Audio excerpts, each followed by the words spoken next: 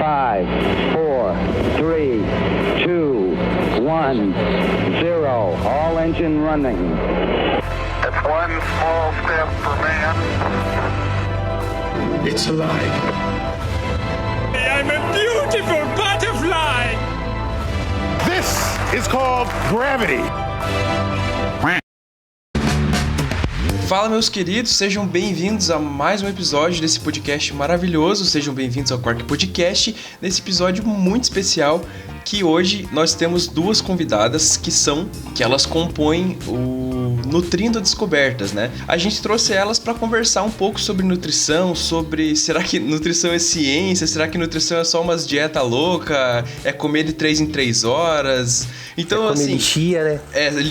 É comer lixia com tâmara e damasco, tipo, a gente realmente não sabe, o que talvez diz um pouco sobre a nossa saúde, né? Mas por conta disso a gente convidou elas por dois motivos, para falar sobre nutrição e também pra gente criar esse link ali entre as nossas áreas e a parte da nutrição e também ajudar a divulgar o trabalho delas, e daí a gente, né, tipo, elas ajudam a divulgar o nosso, aquela parceria assim bem legal de se fazer.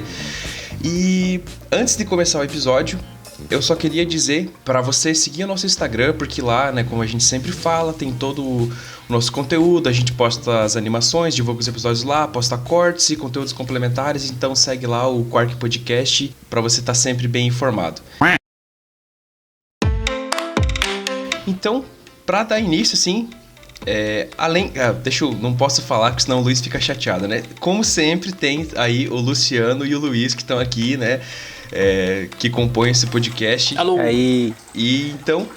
Fico chateado mesmo, quando tem gente de fora você ignora a gente. No episódio de ontem você também não falou que a gente tava aqui. Olá, de ontem não sou. Olha, sexta-feira passada. Não, mas... Então, vamos deixar a DR para depois e vamos dar início ao episódio. Então, eu queria que a Letícia e a Tarsila se apresentassem, falassem um pouco aí sobre a formação, sobre... Na verdade, assim, se apresentem e falem sobre o que vocês quiserem aí, sejam bem-vindas ao podcast. Muito obrigada, Felipe. Obrigada, meninos. Eu sou a Letícia, eu sou nutricionista e faço parte, junto com a Tarsila, né, do nosso projeto de divulgação científica, que é o @Nutrindo Descobertas. Oi, meninos. Bom dia. Eu sou a Tarsila, eu também sou nutricionista, assim como a Letícia. A gente se conheceu em uma especialização na Unifesp e desde então a gente criou o Nutrindo Descobertas juntas para falar um pouco sobre isso mesmo, se nutrição é ciência ou não, e trazer essas discussões para as redes sociais. E queria só dizer uma coisa, que nós nos conhecemos num mini curso de podcast, num evento da Unicamp, assim, a gente viu lá no Nutrindo Descobertas. Eu não sei se vocês repararam na gente, que a gente tava comentando as coisas lá, mas foi daí que surgiu a ideia de fazer essa ligação. A gente conheceu o perfil aí nesse evento. Sim, me lembro. Foi um evento muito bom da Unicamp, né, que a gente tava falando de divulgação científica mesmo. Sim. E trouxe bastante ideias também pra gente. Foi bem massa. O que eu acho que é legal pra gente começar agora não deve ser a coisa mais fácil do mundo, mas assim, a definição de nutrição, sabe? O que é a nutrição? É só mesmo aquele cara que passa dieta lá, aquele profissional que você vai consultar e volta com um papelzinho com a lista do que você tem que comer? Ou qual seria, o que é essa definição? Porque acho que pelo menos assim, né, no meu cotidiano sempre foi muito vago essa questão do profissional de nutrição. A gente sabe que às vezes tem um profissional da nutrição na escola, mas a gente nunca vê ele às vezes. Ou tem um profissional de nutrição em tal outro lugar, mas você sabe que existe a entidade nutricionista nesses lugares, mas às vezes você não tem um contato direto com esse profissional. Então eu acho que era legal a gente mostrar onde está o nutricionista em todos esses lugares da sociedade e qual é a função dele nesses lugares, sabe? Em primeiro lugar, obrigada por essa pergunta, viu? É uma pergunta que realmente muitas pessoas ficam se fazendo, porque elas entendem que a nutrição é só aquilo da gente entrar num consultório, sair de lá com um cardápio na mão. Geralmente esse cardápio é destinado para o emagrecimento, E ali a pessoa volta dali um mês, se conseguiu ou não atingir aquelas metas, enfim. E a nutrição, ela não é só isso. A nutrição, ela abrange diversas áreas, como você mencionou, de escolas, hospitais, presídios. Vamos estar também em restaurantes, spas, hotéis, navios, enfim, a gente está atuando em diversas áreas. E definir a nutrição em si, para mim é um pouco difícil, porque para mim a nutrição ela vai muito mais do que a alimentação e nutrição em si, o ato de nutrir, né? A nutrição para mim ela envolve eu conhecer você, eu saber as suas rotinas, sua rotina, seus hábitos, levar em conta a sua religião, a sua opinião, ouvir o que você tem para me dizer e com base nisso a gente vai adequando a sua alimentação. E nunca também daquele jeito que as pessoas pensam, não posso comer isso ou eu posso comer aquilo. Para mim, a nutrição desse jeito de tirar as coisas se torna uma restrição. E a gente eu pelo menos, eu não acredito nesse termo, né, de eu vou tirar isso porque você vai ficar melhor ou você vai se sentir melhor. Não, você vai se sentir pior por causa disso. Então, a nutrição, ela é tudo menos a restrição, no meu ponto de vista. No meu ponto de vista, eu até, anteriormente a gente comentou, né, que eu fiz uma entrevista recentemente para o cargo de nutricionista numa cidade aqui próxima onde eu moro. E eles me perguntaram no processo seletivo o que é nutrição e o que é o papel do nutricionista na sociedade. E isso realmente é uma coisa muito ampla. Mas eu lembro que uma das coisas que eu aprendi na faculdade é que eles explicam que nutrição é a relação entre homem e alimento, e tudo que envolve ela. Então, desde a economia, as técnicas culinárias, políticas públicas, saneamento básico. Então, e o papel do nutricionista é mediar essa relação dentro de todas as áreas sociais, econômicas, filosóficas, que envolve a relação homem e alimento.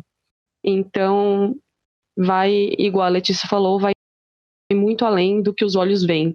A gente fala que o nutricionista, às vezes, é uma pessoa que parece que não existe, porque ele está sempre por trás de alguma coisa.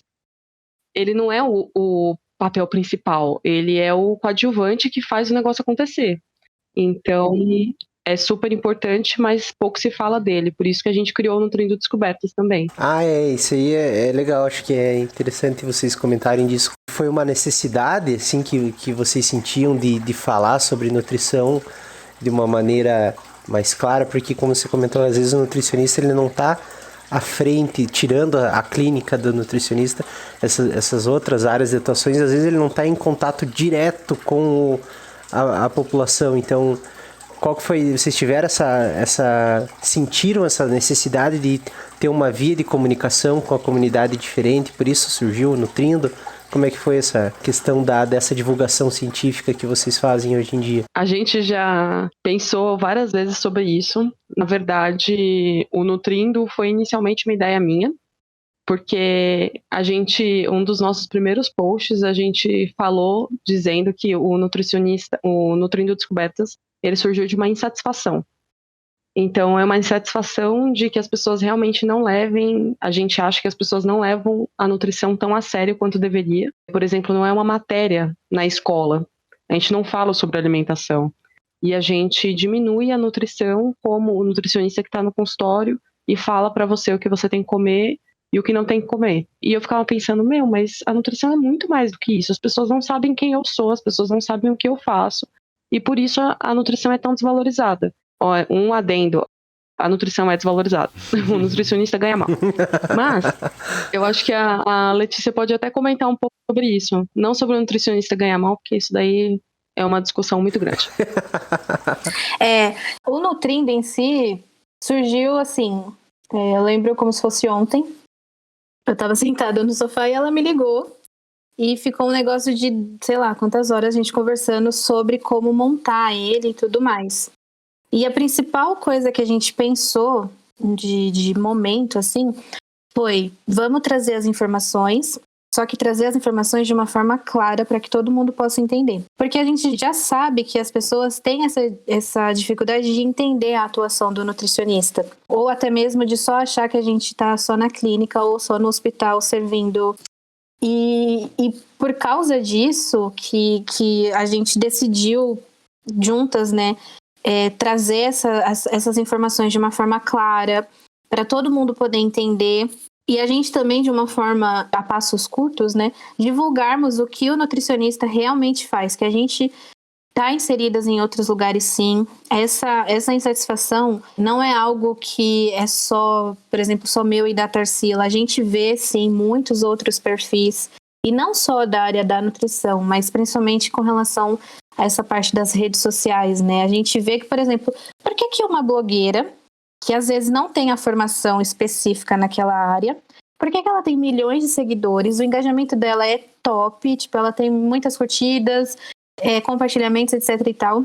E a gente, que tem a formação, que está trazendo um conteúdo que geralmente a população pede, porque a gente às vezes põe enquetes, e até mesmo a gente ouve os nossos parentes e colegas e eles querem saber sobre aquilo, a gente traz o conteúdo, só que a gente não consegue tanto engajamento quanto aquela blogueira. E às vezes a gente fica se perguntando, mas por que isso acontece, né? O que está acontecendo? Por que um está sendo valorizado e o outro não? Então, o Nutrindo, querendo ou não, a gente também está tirando um pouco essa barreira de, olha, a gente não é blogueira, a gente está aqui trabalhando com a ciência, a gente está divulgando. Vão ter conteúdos que às vezes a blogueira vai abordar que vai estar errado, então a gente está aqui também para corrigir e para mostrar para as pessoas, sabe, as diferenças e, tipo, não é qualquer coisa que a gente pode acreditar, sabe? A gente tem que ter aquele olhar crítico e se perguntar realmente, é aquilo que tem que ser feito? É certo isso? É errado? Enfim, é nesse sentido também. Isso que você comentou, eu até fiquei pensando assim, porque a nutrição lida com comida e alimento também, né? Mas como eu acho que o ato de comer, o fazer comida, se alimentar é uma coisa tão natural para as pessoas no dia a dia, que eu acho que todo mundo sente um pouquinho de autoridade nisso, sabe? Acho que tem muitas pessoas de outras áreas que dão pitaco na área da nutrição, porque comida é uma coisa natural e comum, normal, cotidiana. Então, acho que essa questão de dieta ou de alguém que vai falar sobre como você deve se alimentar, mesmo sem ter essa base científica nenhuma, se não tem embasamento nenhum, é comum as pessoas darem pitaco nisso, por ser uma coisa natural. Todo mundo faz um almoço, todo mundo tem um chazinho para melhorar a dor no estômago, todo mundo tem uma receita de alguma coisa. Então, eu acho que isso deve ser meio complicado na área de vocês, né? Complicado na área de todo mundo aqui, mas eu acho por comida ser algo tão comum, se torna mais agressiva essa questão dessas fake news da comida aí. Exatamente. E eu acho que também o Nutrindo tem uma importância muito grande para trazer esse lado científico da nutrição, porque, assim, eu acho que me parece, pelo menos com as pessoas que eu convivo, que essa ideia está mudando, mas ainda existe que nutrição é coisa de gente para quem quer emagrecer, né? Então, se eu não quero emagrecer, eu não preciso de um nutricionista. É que nem pensar no fisioterapeuta. Eu só vou no fisioterapeuta quando eu tô machucado. Mas a gente sabe que isso está longe da realidade, do que cada profissão, qual que é o objetivo de cada profissão. Então, acho que é importante ter um perfil como esse para trazer essas informações, que são coisas que a gente tem que levar para nossa vida. São hábitos alimentares que a gente tem que manter. Exatamente. E hoje em dia também tem outra discussão muito importante, que ser magro, né, tipo, não é sinônimo de ser saudável, né? A gente não toda aquela discussão de corpos reais e, enfim, que já dá um outro podcast, né? Uhum, mas é importante esse papel de falar, digamos, de uma nutrição real para pessoas reais e com base científica, né? Aproveitando esse seu gancho, Felipe, recentemente a gente lançou um Reels falando que o título em cima assim: você é nutricionista, você tem que ser magra, seu corpo é seu cartão de visita. E isso, assim, particularmente eu já ouvi, não só de pacientes, mas de familiares também.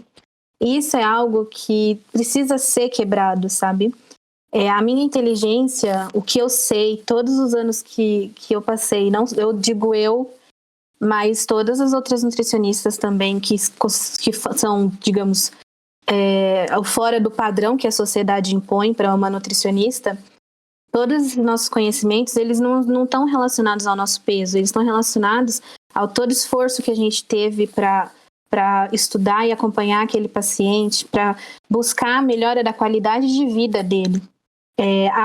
O emagrecimento, ele vem sim, ele vai ser uma consequência, mas nunca vai ser 100% o nosso foco. A gente sempre está pensando no bem-estar, na qualidade de vida daquele indivíduo. A gente está pensando até mesmo em questões psicológicas. Então, o emagrecimento, pra gente, passa longe, sabe? É algo que é a consequência de tudo que a gente fez. E as pessoas têm muita dificuldade ainda de entender e de relacionar isso. O exemplo até que eu estava conversando com a Tarsila, que ela deu. Então, se eu for num cardiologista, ele não pode ter nenhum problema de coração e não pode fumar também.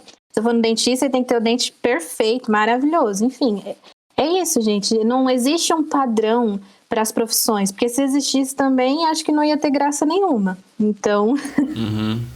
E coloca, até tem, só mais um adendo, né? Tipo, coloca o profissional numa posição de perfeição, né? Exato. Você dentro da tua área, você tem que ser perfeito, né? Isso. Você não tem direito a errar, você não pode cometer uma gafe, você não pode fazer nada. Você tem que ser o exemplo, porque senão o teu trabalho, o teu conhecimento é inválido. Exatamente. A gente sabe que isso não é real. Não mesmo. Comer é o melhor para poder crescer. Mas assim, aproveitando já essa parte, né? A visão geral que a gente tem da nutrição é a nutrição clínica, né? Mas como que ela funciona, assim? Como que funciona a nutrição clínica? Porque eu sou uma pessoa, tipo, até já fiz, digamos, uma dieta, assim, mas não sou uma pessoa total leiga nesse sentido. Então, como que funciona, por exemplo, uma consulta com o paciente? Você leva em consideração algum fator genético que ele tem, algum problema, o lugar onde ele vive, a rotina, ou você baixa a lei ali? Não, você vai seguir isso daqui porque é assim que é ser saudável. Então, como que funciona esse processo de nutrição clínica? Então, isso que você falou realmente é bem interessante a gente mencionar, que é o que difere entre um nutricionista e um profissional não capacitado para fazer uma consulta, por exemplo. Eu vou comentar um pouco melhor disso, porque sou eu que atendo em consultório atualmente. A Letícia, ela tá mais na parte acadêmica. Então, por exemplo, uma coisa que é engraçada, que alguns pacientes meus relatam, é tipo, chegar no consultório e achar que eu só vou perguntar da comida. E ele vai sair dali com um cardápio pronto, com um cardápio que eu tirei da minha gaveta, e ele vai embora com aquilo feliz, ele vai aplicar e a vida dele vai mudar. E não é assim, a gente realmente leva em conta tudo. A família inteira dele vai usar o mesmo cardápio que você fez, todo mundo vai usar já. Exato, tem essa. Mas, por exemplo, eu vou perguntar sobre as doenças da família dele. Já tive paciente que a família inteira tinha câncer de cólon, que é um câncer no intestino. E isso me guiou para algumas atitudes que eu tomei no plano alimentar dele, por exemplo. A gente vê hábitos à mesa, hábitos de compra. A gente faz um questionário de frequência, recordatório alimentar. A gente pergunta sobre quanto que a pessoa ganha, porque isso vai delimitar o que eu vou poder passar para ela ou não, que região que ela mora, se ela mora num ambiente muito seco, se ela tem um acesso ao alimento mais fácil, se ela mora numa região que tem feiras, por exemplo, com quem que ela mora, se ela tem os pais para fazer comida para ela, se ela mora sozinha e tem que cuidar da casa, tá lidando com mestrado, igual muitos de nós, tá correndo atrás de emprego. Então, tudo isso a gente leva em conta. Por isso que é tão individualizado e não vai servir para você, para o seu cachorro, para o seu papagaio e para os seus pais. Vai ser para você. E então aquilo é um plano alimentar individualizado. E a gente também, uma coisa que o nutricionista briga muito, é que muitos planos de saúde estão recusando aceitar os nossos pedidos de exame. O nutricionista pode pedir exame. Alguns não, tipo, eu não vou pedir um raio-x porque não me compete isso a avaliar um raio-x. Mas alguns exames, tipo, colesterol, hemograma, essas coisas a gente pede. E tem alguns planos de saúde que se negam a aceitar isso, como se a gente não fosse um profissional capaz de avaliar o exame. E não, a gente tem essa matéria na faculdade. E a gente estuda isso. Então, sim, o nutricionista ele avalia muita coisa, igual os fatores genéticos, igual o Felipe falou, para a gente tomar uma decisão mais certeira para cada paciente. Eu acho que eu queria comentar uma coisa antes, que a Tarsila falou, né, do paciente dela que acabou tendo câncer na família inteira.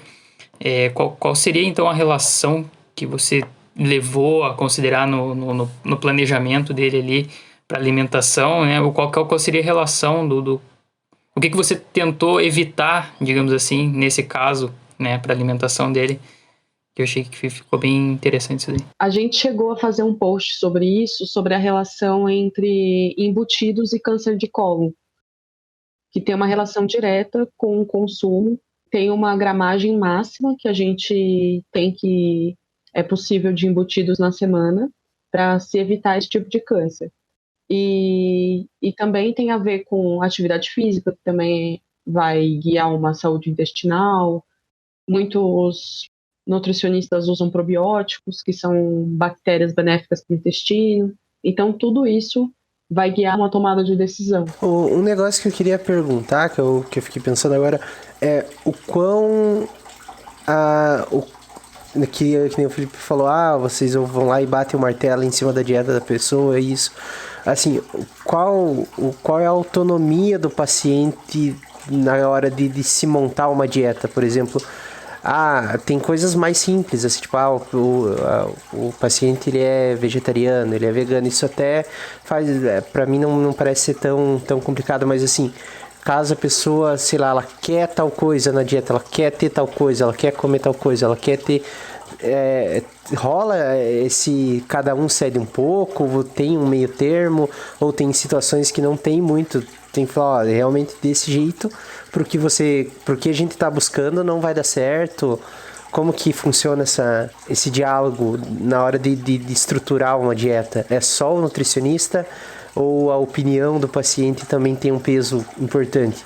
Não, a opinião do paciente é a primeira coisa que a gente leva em consideração. Claro que eu tenho a minha abordagem, o jeito que eu trabalho. Tem nutricionistas que trabalham com dietas mais restritivas, isso vai um pouco da linha de trabalho de cada um.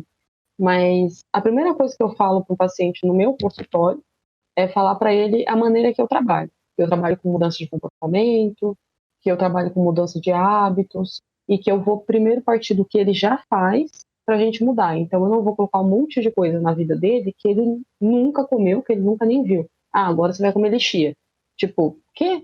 Entendeu? Que lixia nem existe, dizem por aí. Não existe. Eu tenho certeza que lixia não existe. E a gente vai guiando, sim, dando autonomia para a pessoa tomar decisão. Tem até vários estudos que já comentaram sobre o uso de cardápios rígidos, como isso pode trazer até ansiedade para a pessoa e dificulta a mudança de comportamento, porque a pessoa tem uma dificuldade de implementar todas aquelas coisas na vida dela.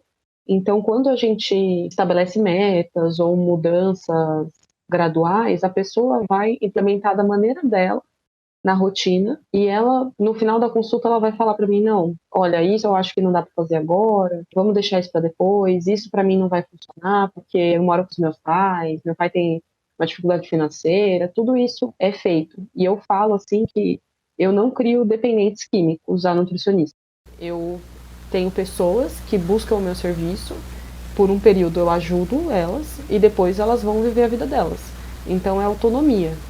Não, eu pelo menos abomino esse negócio de ficar com um nutricionista o resto da vida. Eu não sou um profissional que a pessoa precisa, só se ela tiver uma doença muito grave, um câncer, aí tudo bem. Mas de resto, eu acho que o paciente tem que ter total autonomia, sim. É uma questão de educação, de reeducação mesmo. Sim, ensina o paciente a ele caminhar, né? Caminhar com as próprias pernas, né? Uma questão que eu acho que é muito interessante, que eu vejo bastante que a Tarsila faz nos atendimentos dela, que é essa questão, né, de dar alta para o paciente. Tem muita nutricionista que acha que não, tipo, tem que ficar com o paciente pro resto da vida e grudar nele e caminhar junto o resto da vida, né? Só que não é assim, gente. Tudo tem um começo, um meio e um fim. Então, chegou o momento que o paciente atingiu todas as metas que ele queria atingir, chegou no objetivo dele, ganhou qualidade de vida, melhorou hábitos alimentares, a gente dá alta. Não tem por que ficar segurando aquele paciente ali. Aí, por exemplo, se acontecer dele precisar retornar, estamos de portas abertas, sem problemas nenhum. A gente vai ter já todas as informações dele guardadinha no prontuário, então a gente relê algumas coisas, vê se mudou, o que mudou, enfim, e vai adequando conforme as novas etapas, né, que vierem a ocorrer. É engraçado esse termo de dar alta pro paciente na nutrição, porque, por exemplo, eu nunca tinha parado para pensar que o nutricionista dá alta ao paciente, porque sabe? você vai comer pro resto da vida, né? Então... você come pro resto da vida. Mas você não precisa que o cara esteja em cima de você ali o tempo todo falando que como comer. Você ganha alta, você termina o seu tratamento, o seu processo ali. É muito parecido com o processo escolar, né? A gente fica da primeira série até agora é 9º ano, né? Terminou, a gente vai para o ensino médio, terminou, alguns seguem faculdade, outros só curso técnico, enfim, cada um segue ali seu caminho. E é nesse sentido o dar alta também. Chegou aonde o principal objetivo daquele paciente, então vamos supor, seja o emagrecimento, seja a melhora da alimentação, ter uma relação mais amigável com a comida, ele atingiu aquele ponto, a gente dá alta para ele e continuamos, entendeu? Uma coisa que a gente faz, na verdade, também é a orientação de alta para o paciente que está internado no hospital, por exemplo. Quando ele vai para a casa dele, às vezes ele vai com uma sonda nasogástrica, ou ele vai passar depois por uma jejunostomia, essas coisas que é se alimentar por outro lugar que não seja a boca. Às vezes com uma sonda, essas coisas, a gente orienta também a alimentação desse paciente para quando ele sair do hospital. Então a gente tem um outro momento de alta também. Exato. E assim, também não necessariamente só nesses casos de sonda ou gastrostomias, como a Tarsila mencionou, mas às vezes até mesmo questões de restrição. Então o paciente descobriu pela internação que ele é intolerante a lactose, por exemplo, então a gente faz toda a orientação para ele do que ele pode ou não consumir naquele momento. A gente orienta também até o retorno ao ambulatório. Então tem um conjunto aí de medidas que a gente faz, tudo para garantir que o paciente ele chegue naquele objetivo dele e que ele consiga seguir a vida dele ali, tendo todas as orientações que ele recebeu e a gente consiga fazer o nosso trabalho e assim evoluirmos. Eu tenho uma dúvida, na verdade, dessa parte do paciente mesmo médico, né? Porque assim, meu avô, ele teve câncer de esôfago. E aí ele não conseguia comer mais pela boca, né?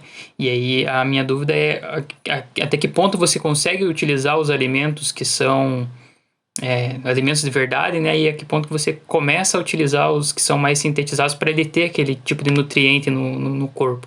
Então, esse exemplo que você deu do câncer de esôfago é um dos cânceres mais agressivos que tem com relação à alimentação.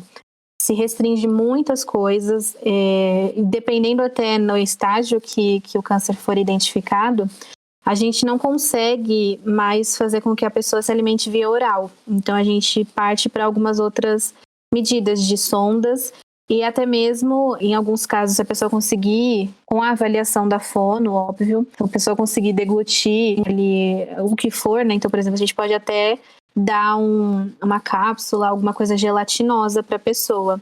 Mas nesses casos, a gente parte mesmo para uma intervenção já de utilização das sondas. O que eu achei muito interessante é a questão de você saber a questão socioeconômica do teu paciente. Porque isso faz toda a diferença, né? A gente sabe, inclusive a gente está vivendo um período econômico bem péssimo, né? Então a gente sabe às vezes você, não necessariamente o que é saudável é mais barato, né? Então, às vezes você tem que montar uma dieta, uma rotina ali para o teu paciente que esteja dentro do poder de compra dele. Isso que eu acho interessante. A gente ainda tem essa ideia, você vai ter que comer tâmaras e não sei o que, e a lixia. Damasco. Eu nunca vi uma lixia. Frutas vermelhas. Eu não vou ver tão cedo assim. Então, acho bem interessante essa parte de você ter, considerando que num país como o Brasil, em proporções continentais de diferentes culturas, mas também infelizmente, de uma desigualdade social enorme, né? Então a gente não pode ser até... Eu acho que isso deve frustrar muito, né? Você, às vezes, o paciente saber o que ele precisa, mas chegar na hora ele não conseguir nem comprar o que ele precisa. E eu acho que tenho uma questão assim que umas pessoas aí que defendem umas dietas low carb e tal, e outras dietas mais radicais, que eles tentam retirar uns alimentos que são base da comida brasileira. Por exemplo, tem gente... Eu acho um absurdo, não que eu seja autoridade pra falar, né? Vocês podem me desmentir se eu estiver errado, mas eu acho um absurdo ter gente que falar que não pode comer arroz com feijão, sabe? E infelizmente tem mesmo muita gente que fala isso, né? Pois é. Essa questão que você abordou da gente coletar essas informações, né, de dados socioeconômicos da família, enfim, é algo que talvez ainda esteja um pouco vago na cabeça das pessoas, mas o porquê que a gente faz isso? É por causa disso mesmo. A gente precisa entender. Vou falar em termos normais, né, digamos assim. A gente precisa entender o quanto que você ganha e o quanto que você direciona do que você ganha para a alimentação. Porque eu não posso pegar tudo que você ganha e direcionar só para você se alimentar, porque eu tenho que levar em conta também. Se você mora sozinho, se você mora em família, se você paga aluguel, se você não paga aluguel. Enfim, tem muitos fatores aí que a gente leva em conta. E um dos pilares que a gente trabalha na nutrição, pelo menos eu e a Tarsila, é da gente respeitar o que é possível naquele momento para aquele paciente. Eu não vou trazer alimentos mirabolantes, super caros para aquela família. Porque às vezes não vai trazer benefício nenhum naquele momento, às vezes outros alimentos podem estar garantindo a oferta nutricional. Então, por exemplo, um exemplo clássico que a gente tem é a questão do cálcio. O cálcio está presente tanto no leite quanto nos folhosos de cor verde escura, que a gente chama das verduras. Então, por exemplo, às vezes um leite, a gente está R$3,60, R$4. Tem família que não consegue comprar. O que a gente faz nesses casos? Então, vamos procurar outros alimentos que vão suprir aquela necessidade do cálcio. Então, por exemplo, a gente pode pegar uma couve, pode pegar uma escarola e fazer com que aquela família também tenha a fonte de cálcio. Só que não foi da mesma fonte do leite, no exemplo. Entende? Então, a gente consegue adequar essas situações com base em tudo isso. Então, é muito importante a gente saber essas questões de financeiras da família. E eu ia falar uma outra coisa que eu acabei esquecendo agora. Mas era muito legal. Quando lembrar, você volta.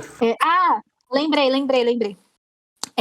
O Felipe mencionou algo que me puxou isso. Quando a gente atuava na especialização lá na Unifesp, isso foi em 2018, se eu não me engano, tinham algumas famílias que elas não sabiam ler e nem escrever.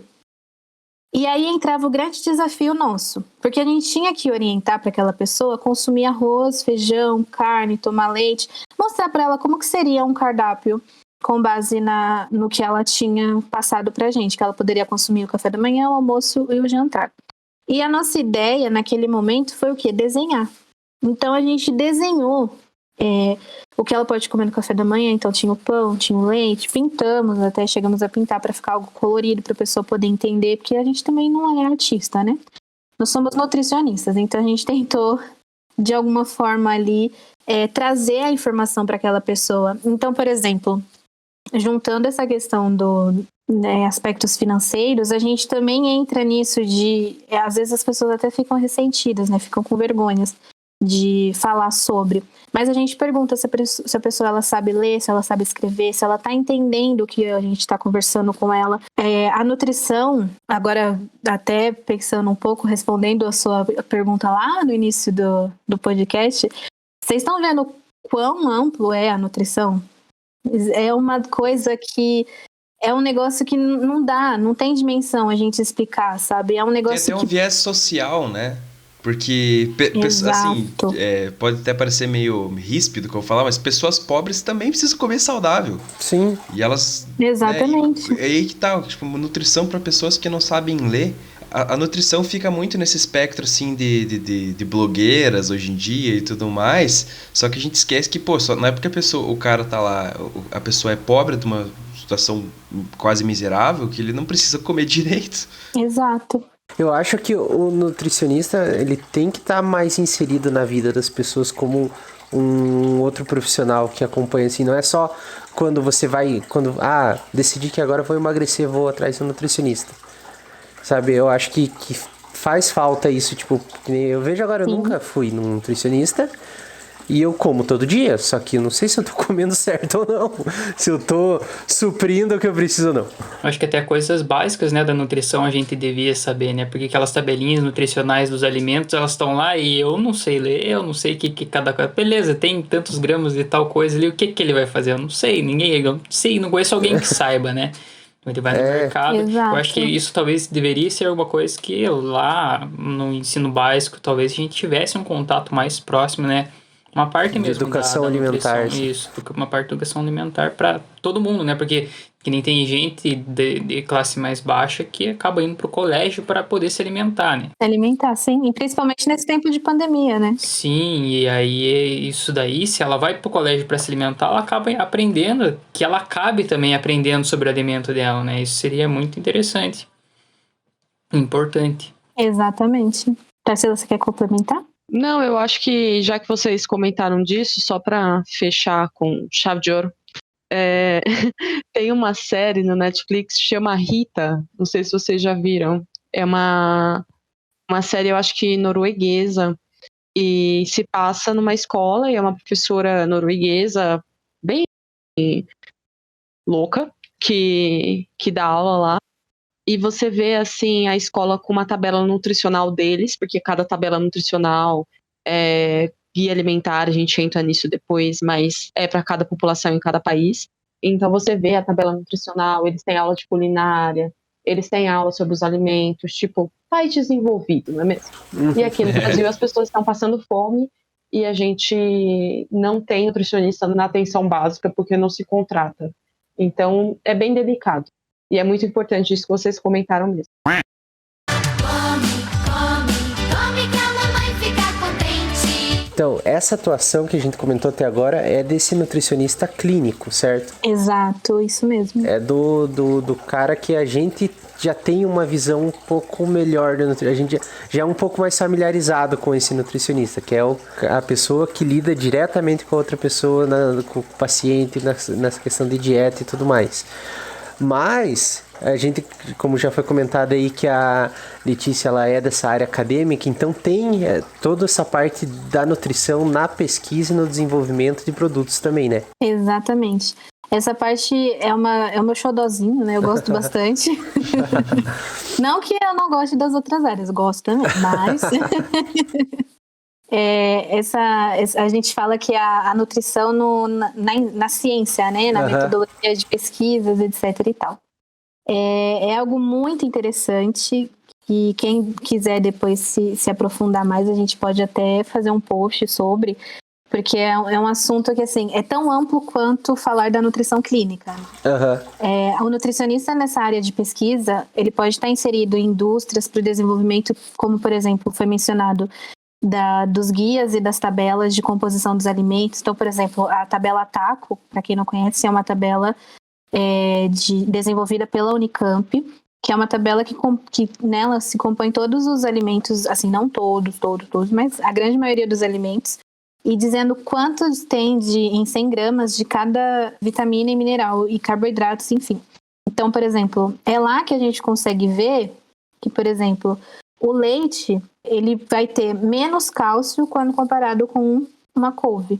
Então, é ali que a gente consegue ter essa comparação, é nessas tabelas. E essas tabelas foram feitas por nutricionistas, nas pesquisas, nas análises. Então, por exemplo, análise de cinzas, de umidade, todos esses tipos de análises, essa parte da indústria realiza. A gente tem também as análises clínicas, né? Elas entram um pouco com a atuação clínica, porque a gente acaba recrutando alguns voluntários por meio dos pacientes, né? Então, esses estudos populacionais que a gente consegue ver que, por exemplo, a alimentação dos escolares no estado do Ceará diminuiu com o consumo de carnes, etc. e tal. É com base nesses estudos que a gente tem, esses estudos populacionais, né, que a gente tem essas informações de que a gente vê que, olha, naquela escola, determinada região, diminuiu o consumo, aí a gente vai atrás de entender o que aconteceu, ou se isso foi uma política pública do Estado, enfim. A gente tem também os estudos de intervenção, Um exemplo que para todo mundo poder entender é essa questão dos estudos que estão com as vacinas, né? Então a gente tem as fases 1, 2 e 3, que aí vão envolver a população. Então, um exemplo na nutrição pode ser fazer um recrutamento dessa população para a gente pegar medidas de peso, estatura, circunferências e aplicar, por exemplo, em pacientes com problemas cardíacos, a gente, com base nessas informações, melhorar a alimentação deles ou até mesmo oferecer algum tipo de suporte nutricional para determinada população que está carente de algum nutriente. Enfim, tem muita coisa na área da metodologia de pesquisa na nutrição. Isso é muito legal, porque a gente às vezes não pensa nisso, né? Quem que desenvolve, quem que sabe que tem tanto de cada coisa no leite? Da onde surgiu essa informação? O mestre dos magos que não foi. A vaca tem no cantinho dela ali uma tabelinha. E tem também uma parte da nutrição que poucas pessoas levam em consideração, mas também tem pesquisas na nutrição que vão para a área das humanidades.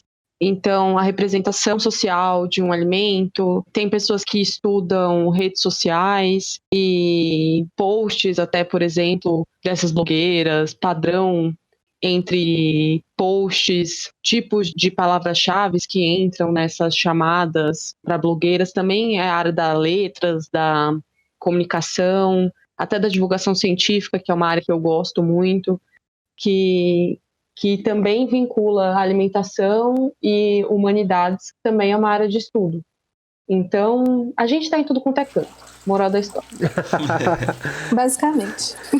Isso que eu tava pensando nessa. Que a gente sabe que talvez o nutricionista também esteja envolvido no desenvolvimento até mesmo de um alimento industrializado, tem um nutricionista envolvido, mas além do desenvolvimento e da comercialização, é um nutricionista, mas é uma cacetada de outros profissionais que atuam junto. Então, acho que essa parte o nutricionista ele tá muito envolvido com outras áreas ao entorno, porque, como já foi falado, né, tratando de comida é uma coisa que tá no dia a dia de todo mundo, então acaba vazando para outras áreas também essa atuação. E eu acho que é bem legal isso, que o nutricionista ele tem que ter uma troca com a população, com outros profissionais, para em conjunto trazer alguma coisa. É bem complexo mesmo essa atuação do nutricionista, né? Um exemplo que você falou da indústria, a gente atua lado a lado com os engenheiros de alimentos também, técnicos em alimentos, então a gente está sempre em conjunto, tanto quanto na nutrição clínica, a gente tem a nossa atuação multiprofissional. Nessa parte de metodológica de pesquisas, a gente também tem um multi ali, né? Então, isso é muito legal mesmo, porque, por exemplo, eu faço técnico em química, e a gente vê a relação que tem a nutrição com a química também. É algo muito interessante a gente parar para... ninguém pararia para pensar, química e nutrição, o que tem a ver né? Enfim. Mas tem, gente, é muito legal, é uma coisa gostosa de se estudar. E a gente vê isso nas indústrias, né? A gente vê essa atuação em conjunto, porque a gente sozinho a gente não consegue fazer muita coisa. Então, a gente está ali para aceitar a profissão do colega e a gente trabalhar juntos ali para conseguir desenvolver aquele produto, ou aquela tabela, ou aquele estudo, o que for. Agora que você falou dessa interdisciplinaridade, nossa... Palavra bonita. Até mesmo na nutrição clínica, eu fiquei pensando, por exemplo, porque a gente mexer com a comida da pessoa é uma coisa também delicada. E eu acho que assim, o quão é benéfico esse acompanhamento, ter a presença, um acompanhamento de um psicólogo junto, por exemplo, ou de não sei se até que ponto um médico, algo assim, mas eu acho que, porque quando lida com comida, acaba raspando em questões de autoestima. Então, a frustração de às vezes você não conseguir melhorar, de não conseguir atingir teu objetivo, não conseguir regrar a tua alimentação. Então, acho que essa parte psicológica também tá muito presente nessa área da nutrição clínica, né? Quando a gente trabalha em uma equipe multi, dentro de um hospital também vai ter um psicólogo, igual você falou. Quando a gente atende o consultório, seria muito interessante, eu faço isso quando eu percebo que existe uma necessidade de comentar com o paciente que, olha, essa sua compulsão alimentar não é a minha área, mas tem nutricionistas que trabalham com transtornos alimentares, compulsão, que eles falam, olha, o meu trabalho não é feito sozinho. Tipo, o nutricionista que trabalha com compulsão alimentar, ele vai chegar até um ponto. Ele vai precisar de um psicólogo junto. Igual quando a gente falou sobre consistência de alimentos, quem avalia a consistência é o fonoaudiólogo, não sou eu. Eu prescrevo a dieta em cima do que o fonoaudiólogo disse que aquele paciente consegue deglutir, essas coisas. Então, a gente sempre precisa, quando a gente fala de alimento, é isso que você falou, a gente não consegue trabalhar sozinho. O nutricionista que se isola é um nutricionista que vai fazer coisa errada. Ele precisa de outros profissionais. A gente precisa dialogar sempre com outras profissões. É muito difícil a gente viver sozinho. Até porque a nutrição tem essa interdisciplinaridade com diversas áreas, porque comer não é... A gente, tipo, o ato de comer na nossa vida humana não é só estou ingerindo nutrientes necessários para me manter vivo.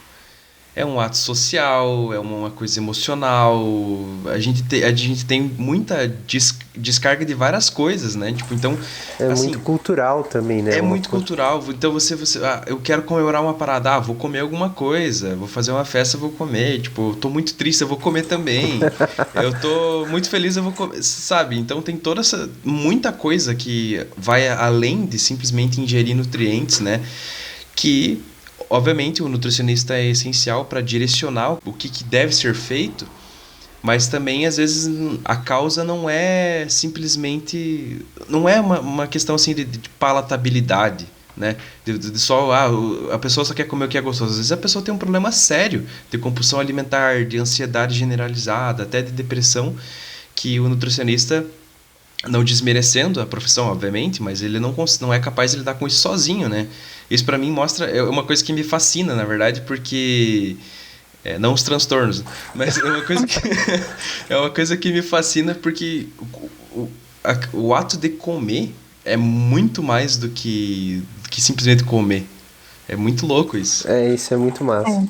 Abrange várias esferas aí que muitos ainda não estão preparados para mergulhar, né? Sim. E como a Tarsila falou, a gente não faz nada sozinho. O nutricionista que estiver pensando que vai conseguir resolver todos os problemas de transtornos alimentares daquele paciente sozinho, ele vai estar fadado ao insucesso. Tanto ele quanto aquele paciente que também vai ficar sofrendo as consequências daquilo, né? Uma coisa que eu queria ver que talvez eu acho que vocês conseguem esclarecer um pouco mais, até para quem está escutando, é assim, que nem eu agora estou muito mais interessado nessa questão de nutrição, vendo a necessidade que talvez eu tenha que ter um nutricionista em minha vida, mas aonde a gente consegue encontrar um atendimento de um nutricionista sem ser na clínica, sabe? Às vezes, que a gente sabe, tem nutricionista em prefeitura, tem nutricionista na escola, mas, por exemplo, o nutricionista na escola, ele pode atender o aluno da escola, ele pode atuar no aluno, ele está ali para atuar no cardápio da merenda escolar. Ou que nem a gente sabe que tem um psicólogo na escola que faz atendimento ao aluno. Ou então, ou caso tenha um aluno que tem precise de alguma dieta restritiva por algum problema de saúde, o nutricionista tem que estar no colégio para ele ter esse atendimento na hora da merenda, por exemplo, do lanche da escola, ter esse, ele é alérgico a tal coisa, ou porque a gente sabe que ele tá lá, o nutricionista tá na prefeitura, tá no postinho, mas como que a população, às vezes, a pessoa, o cidadão consegue chegar nele, sem ser esse ir lá na clínica e ter uma consulta particular, por exemplo? Existe essa parte mais de apoio público? Isso que você falou da escola, o nutricionista que está na escola, ele vai principalmente está ligado ao Programa Nacional de Alimentação Escolar, que é o PNAE. Então, ele vai ter todas as obrigações dele com relação à alimentação, a verba que vem do município, o controle do alimento ali dentro daquele ambiente, quanto que a criança está recebendo, essas coisas. Porém, a gente também tem que... a gente pode passar alimentos que cabem numa dieta que uma criança precise se ela for alérgica, essas coisas. Mas isso é feito depois que ele tem um laudo médico ou de um outro nutricionista de fora que falou essa criança realmente tem essa doença e ela precisa de uma alimentação X. Então, o nutricionista que está dentro da escola, ele não atende as crianças que estão dentro da escola. É uma outra função. O certo seria a gente ter nutricionista em todos os postos de saúde para todo mundo poder passar. Com certeza. Mas isso é bem difícil. Infelizmente. Por exemplo, a gente está inserido no NASF, que é o Núcleo de Atenção à Saúde da Família. Porém, o NASF ele tem físio, tem fono, tem psicólogo. No NASF e na legislação é lindo, tem todos os profissionais. Mas você vai num município que só tem o físio. Aí você vai num outro município que só tem o enfermeiro. Onde eu trabalhava só tinha eu e mais uma outra pessoa. E a gente rodava o município inteiro. Era 2 nutricionistas para o município inteiro, que era um município grande, para dar conta de todas as famílias e principalmente pessoas que não conseguiam ir ao posto. Então, eu atendia um senhorzinho que era cego, uma outra pessoa que tinha Parkinson. Então, tipo, preciso de uma alimentação só para qualidade de vida, dificilmente vai ter atendimento no posto, porque sempre vai priorizar a pessoa muito, muito doente, porque eles não contratam profissionais. Pois é. É uma pena. Eu acho que esse atendimento para a população, pelo menos aqui na nossa cidade, as universidades elas fazem, mas muitas vezes eu acho que falta... Não sei se é a população que não tem interesse, por que eu vou no nutricionista e vou ter que... Assim, ali no Unicentro a gente paga tipo R$20, quem é de fora, quem não é aluno, paga R$20 para fazer o planejamento ali. Minha mãe já fez e é um negócio bem legal, tipo, foi eu acho que mais ou menos o que vocês tentam fazer, que é olhar bem a parte da socioeconômica da pessoa, né? Se ela consegue comprar aqueles alimentos ali, o que é bem incluso ali no dia a dia da gente. Mas é meio complicado porque assim, a gente tem a Unicentro na nossa cidade que faz isso, sabe? Pois é. Aqui em São Paulo, na universidade onde eu me formei, a gente tinha esse tipo de atuação também para o público, só que era gratuito, né? Então podia vir tanto de fora quanto estudantes da universidade também.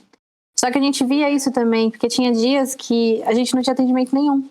Ou às vezes só tinha um. Então, é uma coisa que eu acho que é um combo de não divulgar, né? A não divulgação. As pessoas não entenderem muito bem o porquê que elas precisariam estar indo, sabe? E eu acho que também é um pouco do preconceito que as pessoas têm achando que só precisa ir no médico, sabe? Que o nutricionista é só necessário quando for precisar emagrecer, que eles só associam, infelizmente. É tipo aquela semelhança de psicólogo, né? Eu não sou psicólogo, né? Exatamente. Não tô gordo indo nutricionista, então acaba sendo meio que isso daí. Tipo, espera chegar num limite pra você pensar em fazer alguma coisa. Exatamente. E olha, tem gente que acha que nutricionista é como se fosse uma doença, assim, sabe? Que a gente vai olhar pra pessoa, eu acabei de te conhecer, eu vou ficar dando pitaco no que você come, eu vou cortar tudo que você come e eu vou ser aquela pessoa mais odiada do mundo e você não vai querer mais me ver na minha frente. Eu já vi pessoas próximas a mim falando, mas por que eu vou no nutricionista? Você vai cortar tudo que eu como? Então... Eu gosto de comer um churrasco, não vou no nutricionista. Tem muito preconceito mesmo, até por isso que a gente criou o Nutrindo. E também eu acho que tem alguns serviços que são pouco divulgados. Porque, por exemplo, se eu tenho um serviço, é meu papel divulgá-lo. Então, e trazer essa informação e divulgar não só, tem nutricionista aqui, falar o que o nutricionista faz, que as pessoas têm direito ao serviço por R$20 ou de graça. E eu acho que é uma coisa que falta, que vocês já comentaram, falta na escola mesmo. Se a gente tem esse contato desde pequeno, sabendo, na minha escola eu via o nutricionista foi na minha sala, eu ia na minha sala uma vez por mês, às vezes falar sobre alguma coisa. Então você acaba se habituando com esse profissional, você acaba se familiarizando com o nutricionista e entendendo um pouco mais o que ele faz e qual é a necessidade dele na sociedade. Eu acho que isso falta bastante, porque apesar dele estar na escola, ele não está tendo um contato tão próximo com os alunos. Ele não, como vocês já comentaram, que a nutrição, pelo menos nessa parte clínica que nem a Tarsila, desculpa, é uma reeducação mesmo. Só que esse na educação quer dizer que ela já foi educada talvez de uma maneira equivocada antes. Exato. Então, se essa parte da nutrição tivesse no começo lá para fazer uma educação alimentar mais sólida, acho que melhoraria até o cenário profissional da nutrição na sociedade como um todo, sabe? Eu acho que talvez não só no início, né? Porque que nem eu posso até me imaginar lá no ensino fundamental recebendo alguma informação sobre a nutrição. Mas como eu convivo com a convivência que eu tive ao longo da minha vida, eu acabo esquecendo essas informações que eu tive, porque eu vou acumulando, eu vou comendo errado, digamos assim. Sim. Né, e vou aceitando. Então eu acho que deveria ser uma coisa mais constante. É que nem eu digo, vou fazer um paralelo aqui com o ProErd. Eu tive o ProErd lá na quarta série. Eu tive também. E eu já não lembro mais das drogas que faz mal. Eu preciso do episódio de droga com o Fefe aqui. Vou depois mandar uma foto pra você. Aí, eu fiz o ProErd, ó, devo me parar agora. Então, eu não fiz ProErd, então eu tenho desculpa pra fazer o que eu quiser. Eu também. Drogas, nível C. Corta isso, fala assim. Não, esse daí já vai ser um dos cortes do episódio, vai aparecer só isso aí. Nutricionista Tarsila diz que drogas fazem bem. Nossa. Nutricionistas andam receitando drogas em dietas. Entenda. Entenda. Ponto. Fake news. Ai, meu Deus.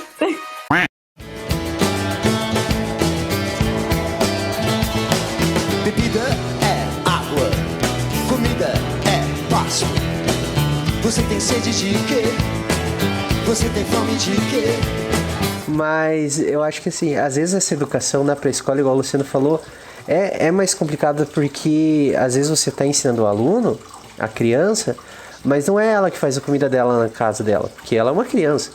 Então às vezes ela chega em casa, mesmo que ela fale, eu aprendi tal coisa, os pais, quem está cozinhando já teve essa educação errada, entre aspas, antes. Ele já tem uma mentalidade toda formada a respeito da comida.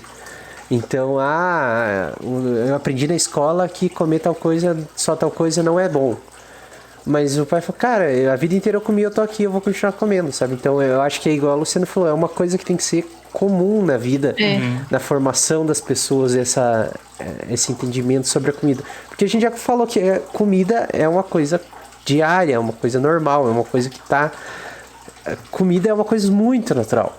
Então a gente aprender a entender sobre a comida, sobre como se alimentar, deveria ser também natural e comum na nossa vida, né? E eu acho que esse é o grande ponto da divulgação científica. Porque, assim como a gente... Eu falei isso no primeiro episódio do Quark, que era que a ciência começou atrasada. Enquanto a gente vê um grande crescimento de perfis de divulgação científica nos últimos anos, mas a galera da Terra plana, a galera anti-vax, a galera das dietas da moda já estava ali faz muito tempo, né? Então, assim, eu diria que é uma autocrítica, né? A todos nós, mas o meio científico não se pronuncia, e por isso que é tão importante um trabalho que nem o Quark, como o Nutrindo Descobertas, pra gente mostrar o embasamento das coisas, que aquilo não foi tirado do nada, ou desmistificar coisas que são tidas como verdade. Exato. Né? A nutrição, acho que a nutrição é até pior nesse sentido, tem muito mito. Não pode comer carboidrato depois das 6, tem que comer de 3 em 3 horas. Tem até um meme muito engraçado que uma página postou, falando assim, o carboidrato às 5h59 é de um jeitinho, e às 6 horas virou um monstro. Gente! Tem perfis por aí, tem gente da low carb que fala aí que açúcar é que nem cocaína, sabe? Tem pano pra manga, viu? Mas uma coisa que eu acho que a gente não pode esquecer de mencionar é que tudo começa em políticas públicas. Com certeza.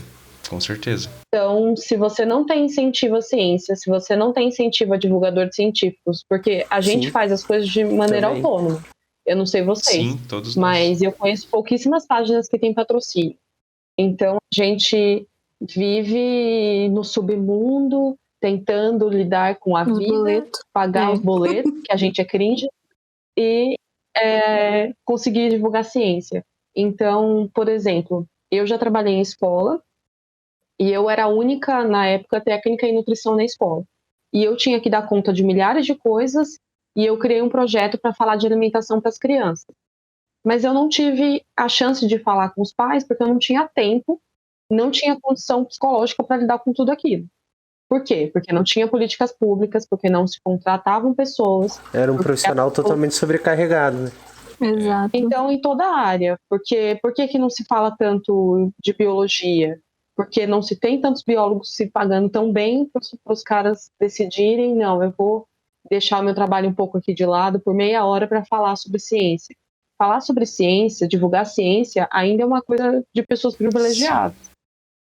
A gente tem acesso à ciência e a gente ainda tem tempo de falar dela. E aí, às vezes, o meio acadêmico é tão, de certa forma, conservador em muitas coisas que a gente entra nele e acaba se fechando, assim, e acaba falando de ciência para cientistas só.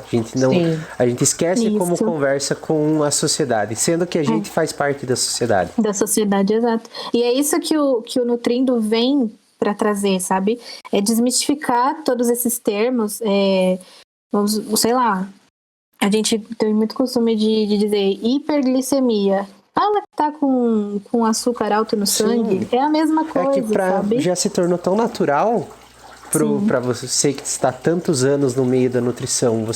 Esses termos técnicos é comum, mas a gente esquece que quem está de fora às vezes não conhece. Então acaba confundindo, exato, complicando e faz e traz uma confusão tão grande na cabeça das pessoas. Gente, sim, hiperglicemia e hipoglicemia é tão parecido na fala que complica, então... E ao mesmo tempo, no meio acadêmico, os prefixos hipo e hiper são tão comuns.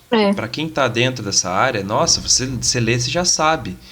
Mas é esse que é o ponto, né, que a grande parte da população não é do meio acadêmico. Eu costumo dizer que se os meus pais entendem o que eu faço no meu mestrado, porque eu demorei 1 ano para entender, se eles entendem, então eu tô feliz, entendeu? Sim. Aí eu consigo explicar para todo mundo. Esse que é o princípio, você ter assim, acho que todos nós aqui fizemos pesquisa, né? E eu não sei de quem que eu ouvi isso uma vez, mas estava falando que se você faz um trabalho científico, né, que é para, digamos, para beneficiar a sociedade, e a pessoa simples que não tem formação acadêmica não entende, está fazendo alguma coisa errada. Exato. E se você pega esse trabalho, você faz e engaveta, você também está fazendo uma coisa errada, porque muito pior. Você está usando o dinheiro público. Foi uma coisa, exatamente, foi uma coisa que a gente comentou também no primeiro episódio aqui, que por muito tempo a questão de investimento na ciência não foi maravilhosa no país, mas ela estava tranquila, tinha verba. E a ciência estava quieta dentro da universidade, tá? Eu estou recebendo meu dinheiro, estou fazendo minha pesquisa. Quando veio os cortes em cima da ciência, que a galera da universidade falou, nossa, estão podando a gente de tudo que é jeito, precisamos brigar por isso, a sociedade não se mobilizou junto, porque a ciência nunca esteve no meio da sociedade, ela estava fechada dentro da universidade. Então, quando foi preciso, quando chegou esses cortes e a gente precisou,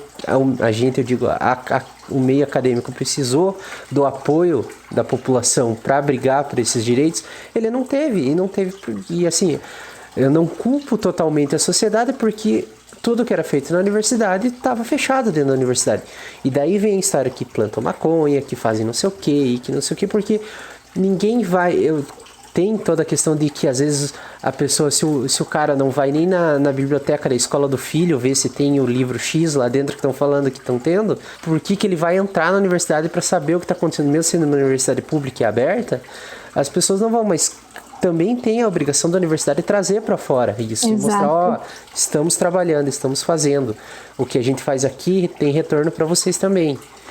E isso que é muito complicado, e por isso que eu acho essas questões de divulgação científica muito necessárias e muito legais também. E por mais que seja difícil, a gente não pode largar os bets tão fácil. Não mesmo. Justamente. Eu acho que as universidades ainda pecam por não ter um incentivo à divulgação científica pro pesquisador. Então, se ter uma bolsa para aqueles que fazem, ou deixar uma carga horária máxima para pesquisa e um mínimo para divulgação. Porque o pesquisador que está trabalhando no paper, dando aula, supervisionando estágio, fazendo um monte de coisa, ainda tendo a vida social, e aí ele tem que fazer divulgação por si eu só, também é muito entendo difícil. isso, que é complicado. A gente cobrar que o pesquisador faça divulgação, sendo que ele faz muita coisa. Aí que entra a política pública, na real. Mas eu acho que é isso, tipo, eu entendo que é difícil a gente cobrar do pesquisador também, porque a gente sabe como que é a pesquisa, a gente é corrido, e a gente ainda tem, no Quark a gente teve algumas vantagens, que nem o Luciano já se aventurava em questões de animação e de fazer a coisa bonitinha, visual. A gente já, de certa forma, a gente já teve esse contato com rede social, como fazer tal coisa. Mas também não é todo pesquisador que sabe fazer isso, não é todo pesquisador que sabe... A gente às vezes não sabe editar um gráfico do nosso trabalho, imagine fazer uma imagem atrativa para falar sobre o nosso trabalho. Exatamente. É por isso que eu falei da questão da política pública, que ela entra, né? Você não vê as agências de fomento dando dinheiro, dando um projeto com dinheiro para divulgação científica. Agora, projeto para um negócio super inovador aí tem toda hora. Que não deixa de ser importante, mas não quer dizer que a divulgação científica não é. Ou um departamento de tal curso ter uma vaga para um publicitário, talvez, uma vaga para o cara fazer essa parte do mostrar para a galera, sabe? Naquele evento da Unicamp que a gente participou, eu não vou lembrar o nome, teve uma mesa redonda, acho que era o Márcio, o nome do professor, que eles estavam falando sobre pandemia e afins, e uma hora ele falou uma coisa que assim me virou a chave na cabeça, que foi que a divulgação científica ela tem que ser vista não como um trabalho a mais, mas como parte integrante do trabalho de um pesquisador. Porque ele tem que fazer toda a parte metodológica, científica, tem que publicar, mas ele tem que mostrar para as pessoas o que ele faz, para provar que é importante. Senão não serve. Então, aproveitando que já estamos falando disso, já falar novamente que vocês têm essa página no Instagram muito massa, que é o Nutrindo Descobertas, né? A gente vai colocar os arrobas e tudo nas descrições, mas eu lembro que vocês comentaram que esse episódio está saindo em agosto, e agosto é o mês do nutricionista, da nutrição, não sei qual dos... É o mês de qual dos dois certinho? É o mês do nutricionista e dia 31 é o dia do nutricionista. Aí, ó. Então veio no timing perfeito esse episódio. E vocês vão fazer, como é que vai funcionar? Vocês vão ter alguma programação especial esse mês lá no Nutrindo? Vamos ter, sim. Não vou dar muito spoiler, porque eu sou linguaruda, né? Então vou falar pouca coisa aqui. Tarsila me corta qualquer coisa. Mas a gente vai ter um especial aí de alguns posts sobre algumas áreas de atuação. Vamos ter convidados que atuam, que são nutricionistas e atuam, né, na área, que vão conversar um pouquinho com a gente e até mesmo para trazer para os estudantes e aqueles que estão pensando em ingressar na graduação de nutrição, né, sobre algumas áreas de atuação.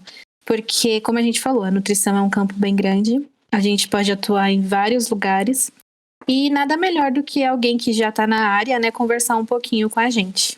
Vai ser muito legal. Então, quem tá escutando a gente aí, dê um pulo lá, já segue o perfil do Nutrindo Descobertas, porque vai ser legal, então vai ter bastante coisa lá. E como esse episódio aqui já tá saindo meio, acho que no final do mês, né, então eu acredito que já deve ter bastante conteúdo lá que vocês já soltaram no feed, então eu aconselho quem tá ouvindo aqui, já acabando aqui o episódio, ou enquanto tá rolando o episódio, já ir lá fuçando no feed e acompanhando já publicações minhas, que é muito da hora. Tem uns memes que vocês fazem que é muito engraçado. E as publicações são muito informativas, eu gosto bastante. Eu fiquei sabendo que no dia 31, no dia do nutricionista, vai rolar um sorteio de uma bandejinha de lixia. Se a gente achar, né? Então, eu esperava um post, assim, dizendo se Provando lixia existe, né? É um fato ou mito. Vamos fazer um fato ou mito. Fato ou mito, isso aí. Lixia existe ou não? A gente já programou uma tripla, assim, uma tríade dos 3 podcasts que a gente participou contando com vocês. Aham. Então, a gente participou do Mamutes da Ciência, que são um pessoal da USP que falam sobre física. Falar e o tema que vocês conversarem em cada podcast, que eu acho que seja interessante. Quem quiser sair daqui já ir escutar os outros temas, vai ser complementar a esse daqui. O dos é muito engraçado o título. Um foi Nutrição na Ciência e o outro foi Ciência na Nutrição. Olá.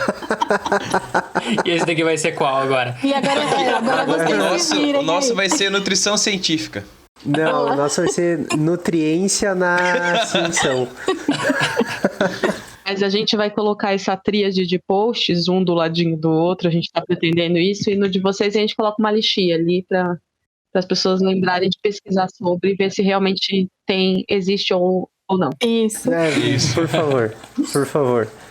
Ou se quem tá escutando aí já viu uma lixia e tem certeza que não tava sob efeito de alucinógenos ou de hipnose ou algo assim, se não eram os Illuminatis tentando controlar a sua vida para fazer você acreditar nisso, e você conseguir provar que existe lixia, por favor, aí mande uma mensagem, um DM. Tira uma foto e marca nós. Só que tem que ser uma foto, você tem que estar segurando ela. Tem que aparecer sua cara, mordendo, dependendo. Porque a gente tá preocupado com isso aí, a gente tá meio assustado, porque a gente tem quase certeza que não existe lixia. E pra você que não tá entendendo nada, vai continuar sem entender. É isso aí, então. Então tá, vamos agradecer de novo que vocês tenham aceitado o convite, foi muito legal esse episódio. A gente gostou bastante porque acho que todo mundo tem eu já tinha um pouquinho de interesse e curiosidade sobre essa área da nutrição, mas também nunca tinha ido tão a fundo assim. E agora eu saí entendendo muita coisa e querendo entender muito mais coisas sobre nutrição. Então, com certeza, tem muita informação a mais no Nutrindo Descobertas e quem sabe outros episódios futuros não venham com outros assuntos, porque a gente viu que é uma área enorme, que tem muita coisa para tratar. A gente pincelou várias coisinhas, mas superficialmente aqui, então eu acho que a gente pode aprofundar muito sobre esses assuntos e é muito interessante mesmo, tem bastante ideia para ser trocada sobre isso e eu achei muito legal. Então, obrigado por terem vindo até o nosso grande estúdio aqui para gravar esse episódio. E fique à vontade para falar os arrobas aí de vocês, tanto pessoal quanto do Nutrindo, né? E mais um adendo, que vocês já certamente estão convidados para mais um episódio, porque eu queria falar muito mais coisas. A gente sempre quer, né? A gente sempre quer, então a gente com certeza vai fazer uma parte 2, quem sabe falar... E a gente topa. Quem sabe assim, talvez vocês nunca tenham falado sobre isso, mas quem sabe a gente podia falar sobre dietas da moda, alguma coisa assim. Deve ser uma coisa que não é que nem pergunto pra vocês. Imagina, Ou quem sabe um episódio de lixia. Para o pessoal entender, né? Sim.